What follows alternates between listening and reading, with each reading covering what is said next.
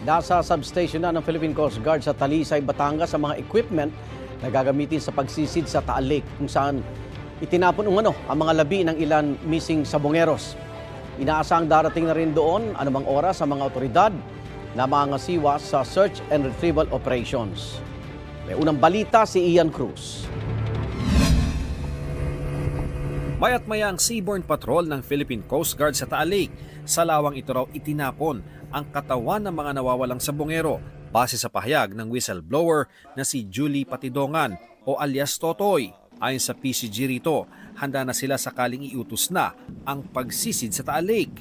Ito yung fish port dito sa bayan ng Talisay na nakaharap nga dito sa Taal Lake. At ayon sa kanilang alkalde, ipapahiram nila itong lugar na ito sa iba't ibang ahensya ng pamahalaan na magtutulong-tulong para mahanap yung mga missing sabongero. Ayon kay DOJ Assistant Secretary Mico Clavano, sisimulan ang paghahanap sa labi ng mga nawawalang sabongero sa Taal Lake depende sa lagay ng panahon. Natukoy na raw nila kung saan uumpisahan ang operasyon. Merong fish pond list yung isang suspect na tinutukoy natin. Ayun ang ating ground zero natin sa start, from the start. Kasama sa composite team na sisisid sa Taal Lake ang elite force ng Naval Special Operations Command ng Philippine Navy. 3 team na may tig-4 na Navy SEALs ang ipapadala nila. Lahat technical divers na kayang sumisid hanggang 94 meters o 308 feet. Magde-deploy din daw sila ng drone na kayang sumisid hanggang 100 meters. We could even retrieve underwater objects without sending any diver.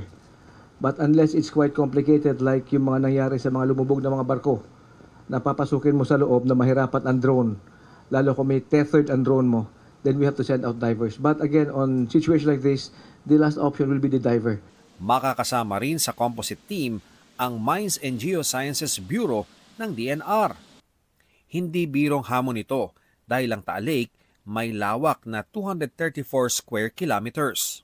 9 beses na mas malaki sa lungsod ng Maynila. Ang lalim niyan nasa 198 meters, katumbas ng 60 palapag na gusali. Malalim kasi yung lake mahigit 100 meters yan sa deepest part, kung saan may crater. So, depende yan kung saan. And then, yung organic matter kasi na lumulubog, siyempre lumulubog doon, hindi na makapenetrate din yung sunlight kaya madilim.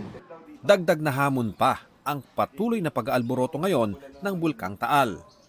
Pero pagtitiyak ng PHIVOLCS. Sa Lawa, safe naman yun kasi alert level 1. Again, TBC lang yung nirecommend natin na huwag pasukin. Sinesecure na raw ng PNP ang paligid ng Taal Lake para maihanda ang search and retrieval operations. Pero hindi lang daw sa Taal Lake sila maghahanap. Meron kami mga ilan na binibisita. May mga areas kami not only around Laguna or Batangas, but in other parts of the metro and in the underlying areas.